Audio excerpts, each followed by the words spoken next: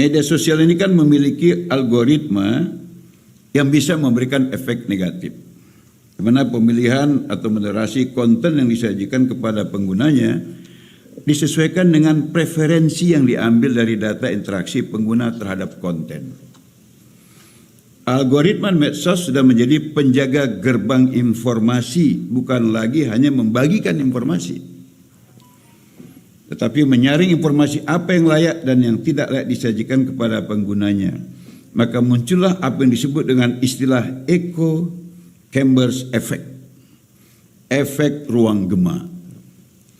Echo chambers effect ini adalah kondisi di mana seseorang atau kelompok hanya terpapar informasi yang memperkuat keyakinan yang ada sama mereka. Ibarat sebuah ruangan di mana suara memantul bolak-balik dari dinding menciptakan gema. Dengan cara yang sama, ruang gema menciptakan gema informasi di mana orang hanya mendengar ide mereka sendiri yang terpantul kembali kepada mereka. Echo chambers effect ini dapat mengarahkan orang untuk menghindari isu-isu publik yang penting dan dapat mempolarisasi diskusi publik, dan dengan demikian menghambat debat konstruktif, bahkan dapat membuat publik terbelah ke dalam kepingan-kepingan kecil.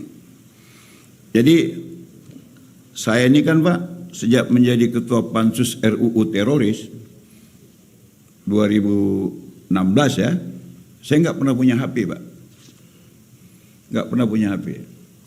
Kemarin Mayor Teddy jumpai saya, Romo, payah kali aku pergi Romo, tolong Romo beli HP lah katanya. Saya tetap nggak mau juga. Tiba-tiba udah ada HP di ruangan kerja saya. Maka saya minta staf, kayak mana nih menghidupkannya, saya bilang. Karena HP saya dulu yang kecil itu Pak, yang Nokia. Ini kasih HP yang besar, apa iPhone ya. Ini kayak mana nih, saya bilang. Makanya saya ditanya orang, berapa nomor HP Romo? Nggak tahu saya. Coba tanya staf, saya bilang. Saya nggak hafal, saya bilang gitulah. Jadi waktu itu, ini mohon maaf ya, kalau agak lucu ya memang ini fakta. Karena uduk saya belum batal ini dari sholat duha tadi, jadi gak berani bohong ini. Jadi kan begitu saya lihat YouTube, cek YouTube, cep, itu udah transparan. Karena pikiran saya kan politik Pak. Oh berarti ini cerita-cerita politik. Begitu saya buka, rupanya transparan itu baju-baju tipis. Iya. Bayangkanlah duda nengok baju tipis, ngeri kan Pak. Akhirnya saya ngadu kepada staf, kenapa? Saya nggak pandai ngapusnya. Asal buka YouTube keluar baju tipis, buka YouTube keluar baju tipis, kayak mana? Rupanya waktu saya lagi sholat, saya tinggal di ruangan kerja saya.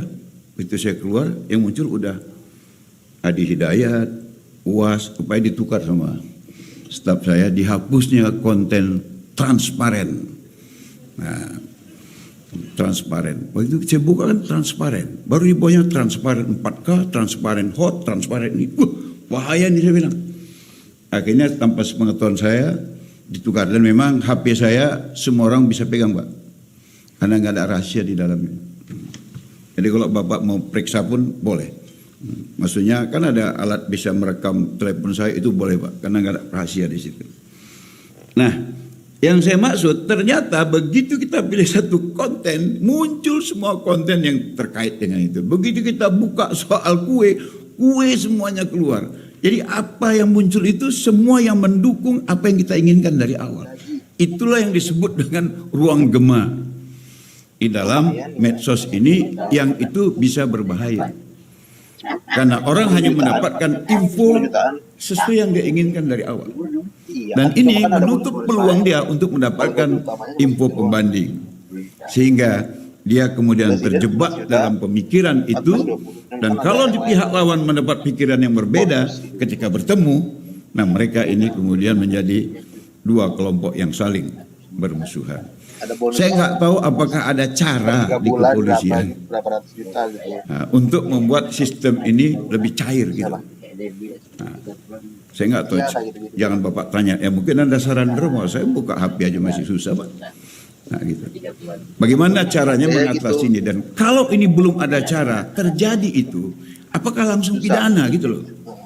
Karena kalau pidana ini pasti melahirkan pro dan kontra. Ini calling sistemnya bisa nggak jalan. Ikut tes susah. Nah, bagaimana mengatasi ini? Mungkin ada perlakuan-perlakuan khusus yang kemudian kita pahami dia korban dari ruang gema yang dia buka dari awal sehingga pikirannya terus terjebak dalam konten yang sama secara terus menerus. Nah, ini bagaimana kita mengatasinya supaya bahwa hukum itu adalah pilihan terakhir yang kita berikan, apalagi kita kan sudah cenderung kepada apa namanya RJ apa ya, restoratif justice. Nah, bagaimana ini supaya suasana yang sudah baik ini bisa tetap kondusif. Jadi hal-hal yang muncul satu-satu itu mungkin nggak usah terlalu diekspos, bisa kita atasi dengan cara-cara yang lebih kondusif.